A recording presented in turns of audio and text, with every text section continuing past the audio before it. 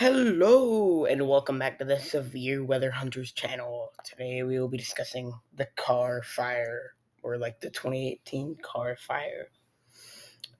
Welcome back to the channel, and today we're diving into a truly extraordinary and terrifying event that reshaped our understanding of natural disasters.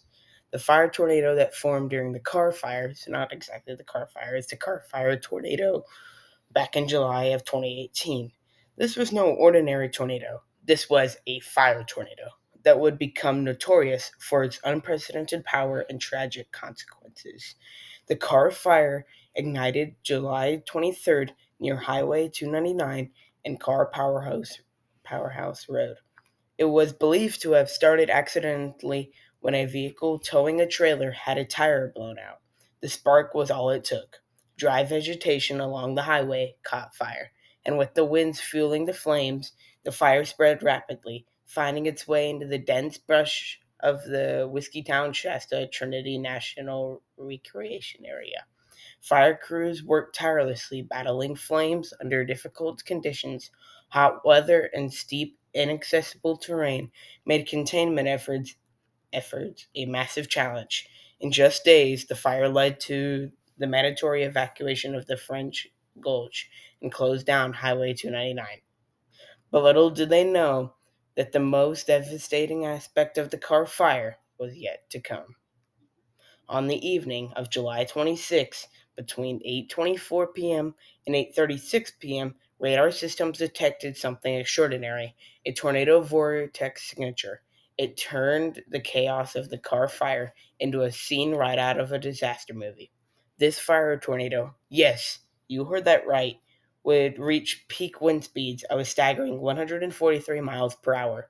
Can you imagine the sheer force of that? This fire tornado formed north of Land Park and quickly intensified, sending embers flying high into the atmosphere. Firefighters caught in its path took refuge, hoping to escape the overpowering whirl that seemed to have a mind of its own. Tragically, as it barreled through, it obliterated everything in its way, literally turning bulldozers into charred wrecks. Reports indicated that as the tornado touched down, everything on Benaventura Boulevard was destroyed. Vehicles were left burnt and unrecognizable. One CAL FIRE truck experienced shattered windshields and severe damage from rocks and debris carried by the tornado. A single moment turned into an eternity of chaos. The fire tornado was on the ground for about 30 minutes, but it felt like a lifetime.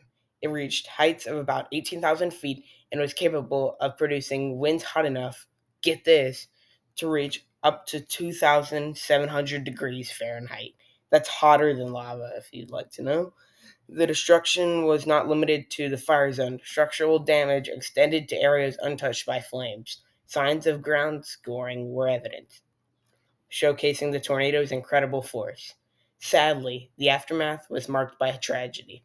At least three people lost their lives, including a bulldozer operator trapped by the tornado. An investigation revealed a temporary fire shelter had been available but was never deployed. Some of the other operators sustained serious injuries, everything from burns to eye trauma, all because they were caught off guard by the rapid widening of the tornado, which expanded to about 300 yards in a rapid amount of, or quickly. The Carr fire and its destructive fire tornado remind us of how unpredictable and destructive nature can be. The event prompted discussions not only about fire management and safety, but also about how we can better prepare for such extreme conditions in the future. Thanks for joining me as we explored the harrowing events of the Carr Fire and the Fire Tornado. It's a stark reminder of nature's fury and the importance of preparedness. If you found this information insightful, don't forget to like, share, and subscribe to the Severe Weather Hunters channel. See you next time. Thanks.